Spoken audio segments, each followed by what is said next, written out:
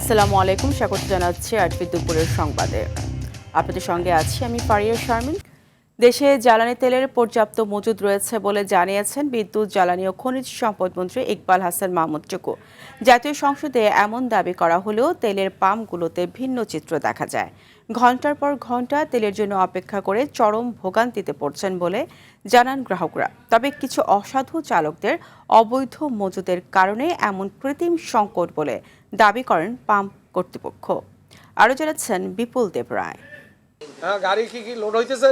ও গাড়ি ডিপুর ভিতর ঢুকতেই পারে না এখনো, না কয়টার পিছনে আছে গাড়ি ডিপুতে ঢুকতে? আচ্ছা, ঢুকলে আপনি যত তাড়াতাড়ি পারেন গাড়িটা লোড করান। কেউ যদি 200-500 টাকা দেয়া লাগে দিয়ে গাড়িটা লোড করান। মঙ্গলবার দুপুর 12টা, এখনও পাম্পে তেলের গাড়ি পৌঁছায়নি। তাই রাজধানীর তালুকদার ফিলিং স্টেশনের অ্যাকাউন্ট ম্যানেজার বিমল কৃষ্ণ মৃধার বারবার চেষ্টা পদ্মা পেট্রোলিয়াম ডিপো থেকে তেলের গাড়ি বের করার। অন্যদিকে পাম্পটি বাঁশ ও দড়ি দিয়ে বন্ধ রাখার পরও সোমবার রাত থেকে অপেক্ষার প্রহর গুনছেন চালকরা। পাম্প মালিকপক্ষ তেল নাই বলে মাইকে ঘোষণা দেওয়ার পরও লাইনে দাঁড়িয়ে তেলের জন্য অপেক্ষা করছেন গ্রাহকরা। এটা তো আমি মনে করতেছি ভুয়া। কালকের আগের দিন 12 ঘন্টা ছিলাম, মাত্র 1000 টাকার তেল পাইছি। এই গাড়িতে 1000 টাকার তেল দিয়ে কোনো কিছু হবে?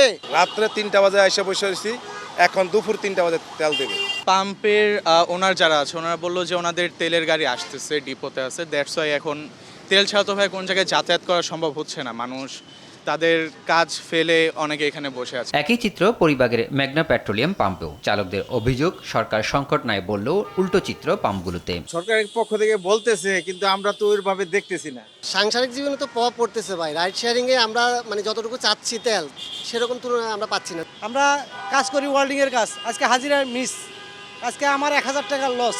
6 ঘন্টা হয়ে গেছে তাও তেল পায়নি, আর আমাদের জ্বালানি মন্ত্রী বলে তেলের কোনো অভাব নেই। অসাধু চালকরা তেল মজুদ ও চাহিদার চেয়ে বেশি তেল নেওয়ার প্রবণতায় এমন ভোগান্তির সৃষ্টি হয়েছে বলে মনে করছেন মেঘনা পেট্রোলিয়ামের প্রধান সহকারী। তেলের সংকট আপাতত হওয়ার কোনো সম্ভাবনা নেই, তারপরও দিন যত গড়াচ্ছে এই পাম্পগুলোতে গ্রাহকদের সিরিয়ালের পরিমাণ, গাড়ির সিরিয়াল ততই লম্বা হচ্ছে।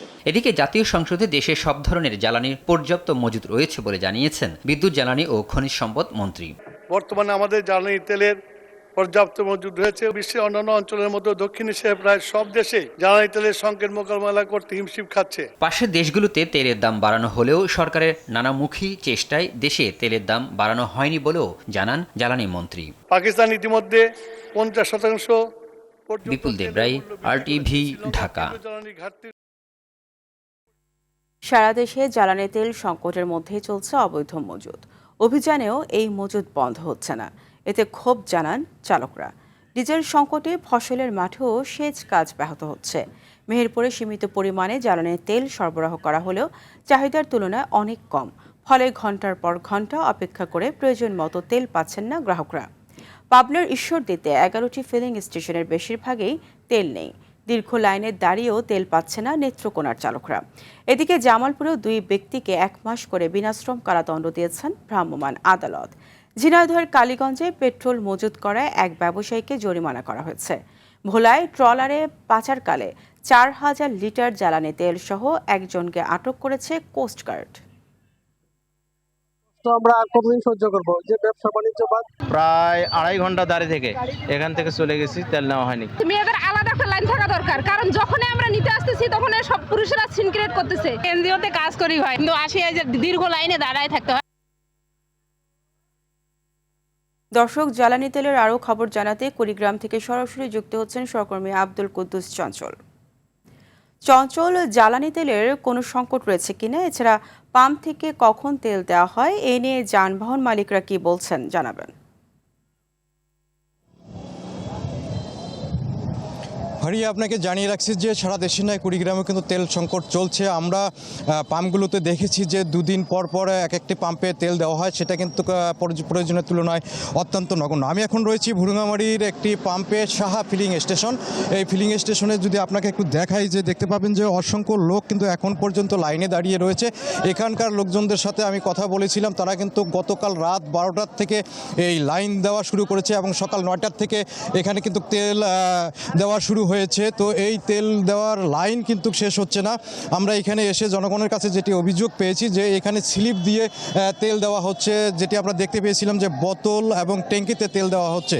তো এখানে যারা লাইন ধরে দাঁড়িয়ে আছেন তাদের বিস্তর অভিযোগ রয়েছে।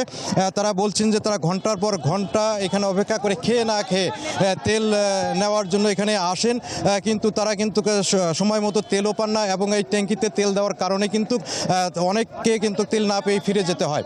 তো সব মিলিয়ে বলা যায় যে এই তেল নিয়ে কিন্তু সংকটের পাশাপাশি দুর্বিহী সহজ জীবন তৈরি হয়েছে। অনেক মোটরসাইকেল বাইকাররা যেটা বলেছেন যে তারা কিন্তু এখানে এসে রাত্রে এসে থাকেন এবং সারাদিন না খেয়ে কিন্তু তারা থাকেন এবং মাত্র 200 থেকে 300 টাকার তেল কিন্তু তারা পান।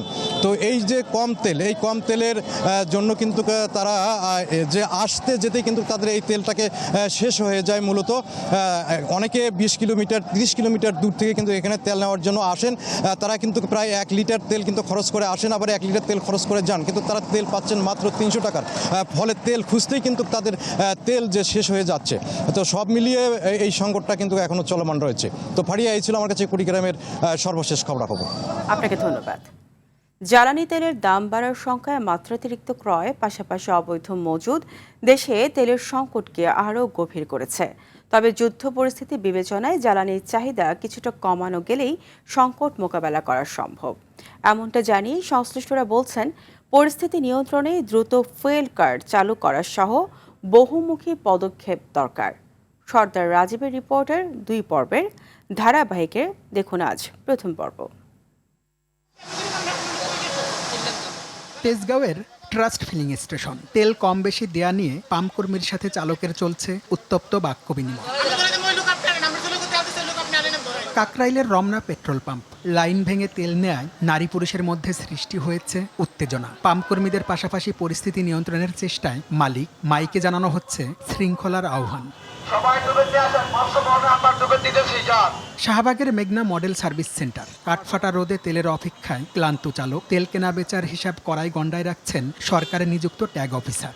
সরকার নিয়ম অনুসারে ডিপো থেকে নিয়ম মাফিক তেল পাচ্ছে এবং আমার দৃষ্টিতে অনিয়মের কোনো আমি চিত্র লক্ষ্য করিনি। রাজধানীর প্রতিটি পেট্রোল পাম্পের চিত্রই এমন। পরিস্থিতি নিয়ন্ত্রণে বাড়তি কর্মী নিয়োগ করতে হয়েছে পাম্পগুলোতে। তেলের জন্য স্মরণকালের সবচেয়ে বড় অপেক্ষা বলছেন চালকরা।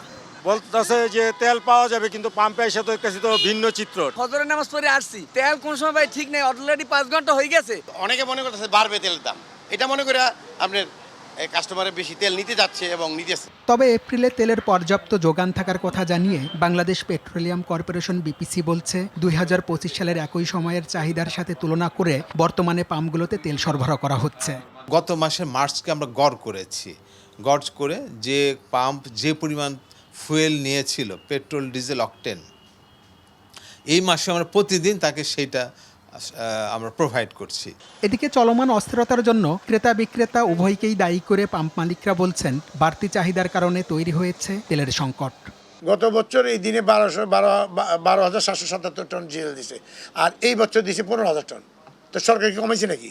সরকারের দিক দিয়ে সর্বোচ্চ চেষ্টা করা হইতেছে, আমরা আমাদের দিকে সর্বোচ্চ চেষ্টা করতেছি, কিন্তু পাবলিক ওই যে এতদিন ছিল প্যানিক বাইং টেন্ডেন্সি, এখন হোটেল লোক আরেকটা যোগ হয়েছে, সেটা কি জানেন? Holding tendency. তেলের অবৈধ মজুদ রোধের পাশাপাশি পরিস্থিতি স্বাভাবিক করতে দ্রুত সময়ের মধ্যে দেশব্যাপী ফুয়েল কার্ড চালুর দাবি এই পাম্প মালিক নেতার। 4-5টা জেলায় ফুয়েল কার্ড ইস্যু করেছে জেলা প্রশাসক। ওখানে গিয়ে খবর নিয়ে দেখবেন একদম পরিস্থিতি ঠান্ডা, কোনো ঝামেলাই নেই। আপনাদের এত বিষ কেন? আপনারা ওই কবে কী করবেন এই আশে বসে পাম্প মালিকদেরকে মার খাওয়াবেন, পাম্প স্টাফদেরকে মার খাওয়াবেন, আর সরকারের তেলের ভান্ডার শেষ করাইতেছেন। মধ্যপ্রাচ্য যুদ্ধের প্রভাবে দেশে হঠাৎ করেই দেখা দেয় জ্বালানি অস্থিরতা। সংকট মোকাবেলায় রেশনিং করা সহ বিভিন্ন পদক্ষেপ নিয়েছে সরকার। এমন পরিস্থিতিতে গণমাধ্যমকেও ইতিবাচক হওয়ার পরামর্শ জ্বালানি বিশেষজ্ঞদের। সর্দার রাজীব, RTV, ঢাকা। পররাষ্ট্রমন্ত্রী ডক্টর খলিলুর রহমান শুভেচ্ছা সফরে ভারত যাচ্ছেন আজ। এই সফরে তিনি দেশটির পররাষ্ট্রমন্ত্রী এস জয়শঙ্করের সঙ্গে দ্বিপক্ষীয় সম্পর্কের বিভিন্ন গুরুত্বপূর্ণ বিষয় বৈঠক করবেন।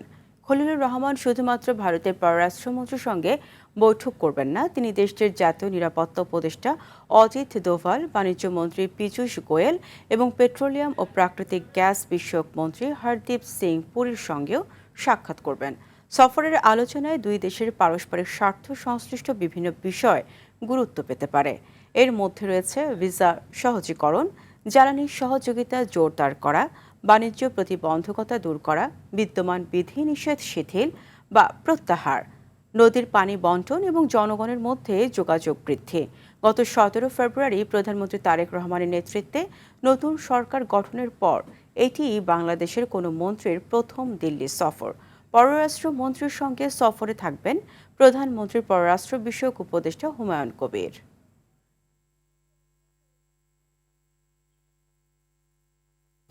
রাজশাহীতে হামে আক্রান্ত ও উপসর্গ নিয়ে আরও 3 শিশুর মৃত্যু হয়েছে। এর মধ্যে রাজশাহী মেডিকেল কলেজ হাসপাতালে 1 জন এবং বেসরকারি হাসপাতালে 2 জন শিশুর মৃত্যু হয়েছে। ভোরে ময়মনসিংহ মেডিকেল কলেজ হাসপাতালে 1 শিশুর মৃত্যু হয়েছে। সোমবার দুপুরে চাঁদপুর সরকারি জেনারেল হাসপাতালে হামের উপসর্গ নিয়ে ভর্তি হওয়া 1 শিশুর মৃত্যু হয়েছে। তবে হাসপাতাল কর্তৃপক্ষের দাবি হার্টের সমস্যা ও শ্বাসকষ্ট নিয়ে শিশুটির মৃত্যু হয়েছে। বরগুনাতে বেড়েই চলেছে হামের প্রাদুর্ভাব। রোগীর সংখ্যা বাড়তে থাকায় চিকিৎসা সেবা দিতে হিমশিম খাচ্ছেন স্বাস্থ্য কর্মকর্তারা। এদিকে দেশের বিভিন্ন হাসপাতালের শিশু ওয়ার্ডে হামের লক্ষণ সহ নিউমোনিয়া নিয়ে চিকিৎসাধীন রয়েছেন অসংখ্য শিশু। যে পাতলা পায়খানা ছিল, তারপরে 2 দিন পর শরীরে হামের মতন এরকম চিহ্ন দেখা যাইতেছে। পরে চিকিৎসায় যাইয়া রিপোর্টে পাইছে হাম, পরে এই জায়গায় আসছি। নিউমোনিয়া নিয়ে ভর্তি হওয়ার পর টেস্ট করছে, তাকে হাম হয়েছে, হামে আক্রান্ত। কিন্তু আমার সব ওষুধ বাইরে থেকে কেনা লাগে, কিন্তু আমি কোনো ওষুধ পাচ্ছি না, কিছু না। হামের আরও খবর জানাতে বরগুনা থেকে সরাসরি যুক্ত হচ্ছেন সহকর্মী মনির হোসেন কামাল। কামাল, হামের বিষয়ে সর্বশেষ কি তথ্য আছে? আজকে নতুন করে কতজন শিশু আক্রান্ত হয়েছে, বিস্তারিত জানাবেন। সাদিয়া, গত 24 ঘন্টায় বরগুনায় আরও 24 জন শিশু হামে আক্রান্ত হয়েছে এবং আমরা সিভিল সার্জন ডাক্তার আবুল ফাত্তা আমাদেরকে জানিয়েছেন এ পর্যন্ত বরগুনায় 187 জন শিশু হামে আক্রান্ত হয়েছে, যাদের মধ্যে 169 জন বিভিন্ন হাসপাতালে ভর্তি হয়েছে। বরগুনা জেনারেল হাসপাতালেই ভর্তি আছে 168 জন। 1 জন শিশু পাথরঘাটা হাসপাতালে ভর্তি হয়েছে। ইতিমধ্যে 15 জন শিশু সুস্থ হয়ে তারা বাড়ি ফিরে গিয়েছেন। আর আরও যে হামের নমুনা ঢাকায় পাঠানো হয়েছে 73 জনের, তাদের নমুনার রিপোর্ট এখনও জানা যায়নি। সেই সংখ্যা জানা গেলে হয়তো হামে আক্রান্ত রোগীর সংখ্যা আরও বাড়তে পারে। তবে হাসপাতালের তত্ত্বাবধায়ক ডাক্তার রেজাউনুর আলম আমাদেরকে জানিয়েছেন যে এখানে হাম ওয়ার্ড যেটি করা হয়েছে সেই ওয়ার্ডে রোগীদের স্থান সংকুলন হচ্ছে না, এখানে বেড নেই, রোগীদের ফ্লোরে থাকতে হচ্ছে এবং যে পরিমাণ বেড রয়েছে তাতে রোগীদের স্থান সংকুলন হচ্ছে না। তারা কষ্ট করে ফ্লোরে কিন্তু চিকিৎসা নিচ্ছে। একই সাথে হামে আক্রান্ত রোগীদের যে ঔষধ দরকার, সরকারিভাবে ঔষধ সরবরাহ কম রয়েছে। জি, তিনি আমাদেরকে আরও জানিয়েছেন যে তারা চেষ্টা করছেন রোগী কল্যাণ সমিতি থেকে একেবারেই যারা ঔষধ কিনতে পারছেন না তাদের 2-1 জনকে হয়তো রোগী কল্যাণ সমিতি থেকে ঔষধ কিনে দেওয়া হচ্ছে এবং সাধারণ শিশু ওয়ার্ডের যে ঔষধগুলো ছিল সেখানে ঔষধ কমিয়ে হামের ওয়ার্ডের ঔষধ একটু বাড়ানো হয়েছে। তো সব মিলিয়ে আমাদের কাছে যে তথ্য রয়েছে, এখন পর্যন্ত বরগুনায় হামে আক্রান্ত হয়ে 3 জন শিশু মারা গিয়েছেন এবং প্রতিদিন যে হারে হামের আক্রান্ত রোগী বাড়ছে তাতে হাসপাতালে কিন্তু আর কয়েকদিন পরে স্থান সংকুলন দেওয়া হবে না। আপনাকে ধন্যবাদ। দেশে চলমান হাম সংক্রমণ রোধে জরুরি পরিস্থিতি ঘোষণা করে স্বাস্থ্য মন্ত্রণালয়কে কাজ করার আহ্বান জানিয়েছেন প্রধানমন্ত্রীর উপদেষ্টা ও বিএনপির যুগ্ম মহাসচিব রুহুল কবির রিজভী। সকালে বিশ্ব স্বাস্থ্য দিবস 2026 উপলক্ষে ঢাকার কেন্দ্রীয় শহীদ মিনার থেকে বিএনপির উদ্যোগে এক রেলের উদ্বোধন করে তিনি এই কথা বলেন। স্বাস্থ্যসেবায় মারাত্মক অবহেলা ছিল মন্তব্য করে রিজভী বলেন, নির্বাচিত সরকার হাম মোকাবেলায় গুরুত্ব দিয়ে কাজ করছে। ভোটের কালি মুছতে না মুছতেই বিএনপি সরকার অঙ্গীকার বাস্তবায়নে কাজ করছে বলে উল্লেখ করেন রিজভী।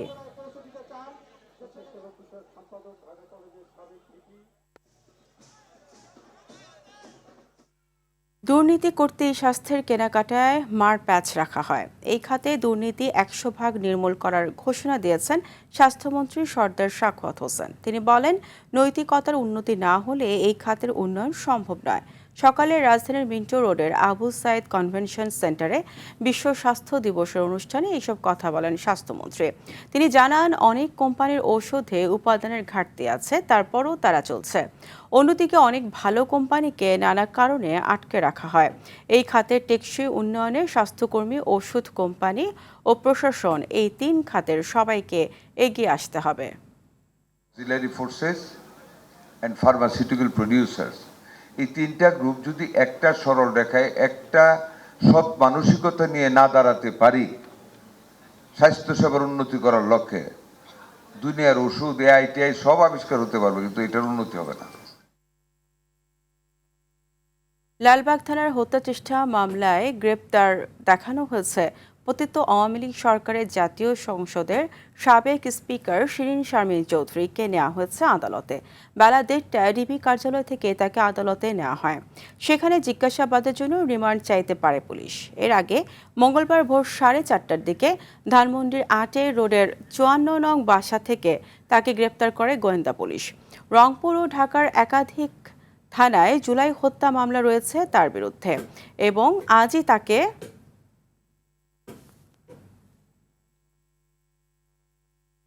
আদালতে তোলা হবে বলে জানায় ডিএমপি। এর আগে 2024 সালের 5 আগস্ট শেখ হাসিনার দেশ ত্যাগের পরদিনই সংসদ ভেঙে দেন রাষ্ট্রপতি মোহাম্মদ শাহাবুদ্দিন। ওই বছর 2 সেপ্টেম্বর পদত্যাগ করেন শিরিন শারমিন। শেখ হাসিনা পালিয়ে যাওয়ার পর থেকে আত্মগোপনে চলে যান শিরিন শারমিন। তার নিজ বাসভবন থেকে ডিএমপির ডিবি পুলিশ আটক করে ডিবি কার্যালয়ে হেফাজতে নিয়েছেন। তার বিরুদ্ধে জুলাই সংক্রান্ত বিষয়ে একাধিক মামলা আছে, জিজ্ঞাসাবাদ চলছে। জিজ্ঞাসাবাদ শেষে তার পরবর্তী বিস্তারিত আপনাদেরকে জানানো হবে। দর্শক, এই মুহূর্তে মিন্টো রোড ডিবি কার্যালয়ের সামনে থেকে সরাসরি যোগ দিচ্ছেন সহকর্মী জাহিদ রহমান। জাহিদ, ডক্টর শিরিন শারমিন চৌধুরীকে কোর্টে নেওয়া হয়েছে, তার মামলা এবং রিমান্ডের বিষয়ে বিস্তারিত কি তথ্য আছে?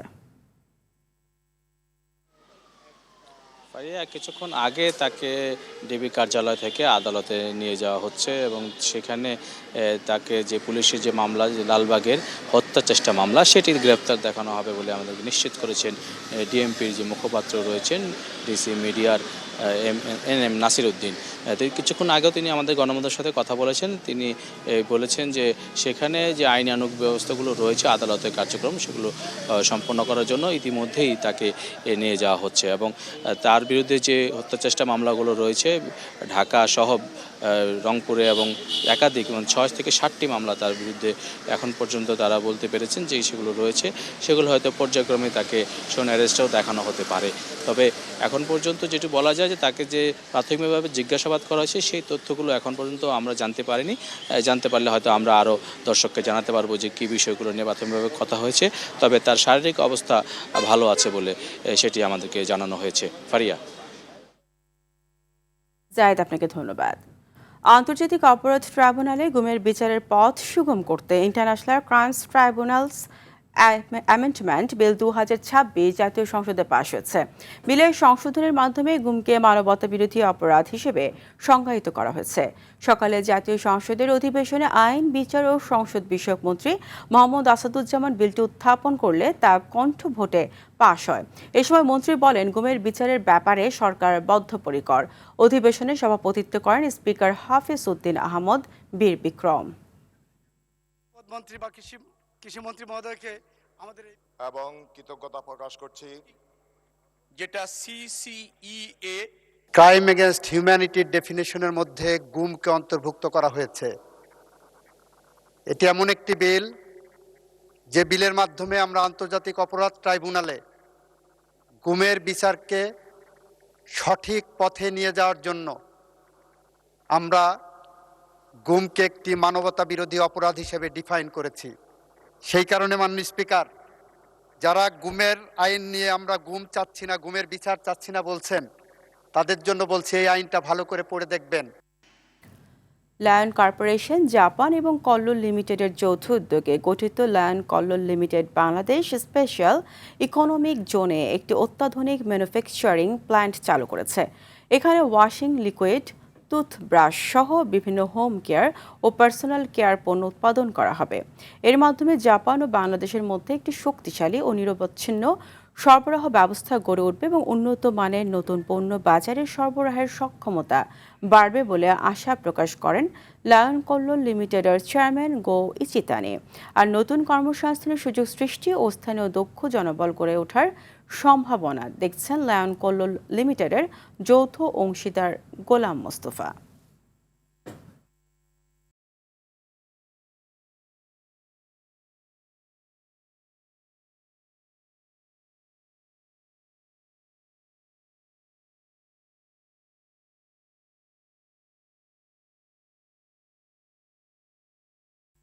আইডিএসসি পরিবর্তনের পথে বাংলাদেশ।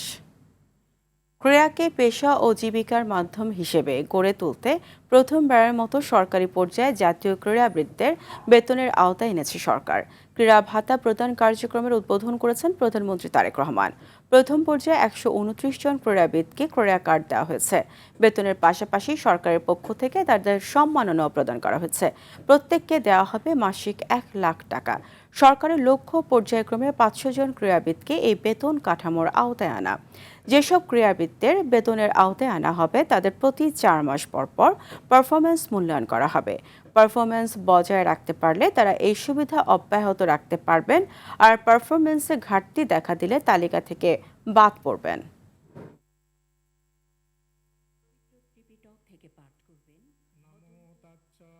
খেলার খবর। এএফসি অনূর্ধ্ব-20 নারী এশিয়ান কাপে গ্রুপ এর শেষ ম্যাচে আজ ভিয়েতনামের বিপক্ষে মাঠে নামবে বাংলাদেশ। থাইল্যান্ডের নন থাবুরিতে সন্ধ্যা 7টায় অনুষ্ঠেয় ম্যাচটি দু দলের জন্য ডু অর ডাই লড়াই। টানা 2 পরাজয়ের পর উভয় দলের লক্ষ্যই এখন তৃতীয় স্থান অর্জনের মাধ্যমে কোয়ার্টার ফাইনালে জায়গা নিশ্চিত করা। তবে প্রথম ম্যাচে দারুণ শুরু করেও শেষ পর্যন্ত থাইল্যান্ডের বিপক্ষে 3-2 ব্যবধানে হেরে যাওয়া বাংলাদেশ নিজেদের খেলায় মনোযোগী থেকে আত্মবিশ্বাস নিয়েই ভিয়েতনামের বিপক্ষে মাঠে নামতে চায়।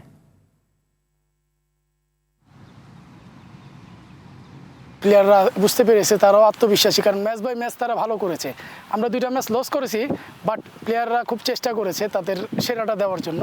তারা আগামীকাল সেরাটা দিয়েই তারা দ্বিতীয় রাউন্ডে যাওয়ার চেষ্টা করছে। আলহামদুলিল্লাহ টিমের সবাই সুস্থ আছে, তো আমরা কালকে একটা ভালো ম্যাচ আছে ভিয়েতনামের বিপক্ষে। আমাদের সবার প্রত্যাশা দেশবাসী আমাদেরকে সাপোর্ট করবে, আমরা যেন কালকে ভালো খেলতে পারি। দুপুরের সংবাদ এই পর্যন্তই। জেলার সংবাদ বিকেল 5:45 দেখার আমন্ত্রণ রইল। ধন্যবাদ সবাইকে।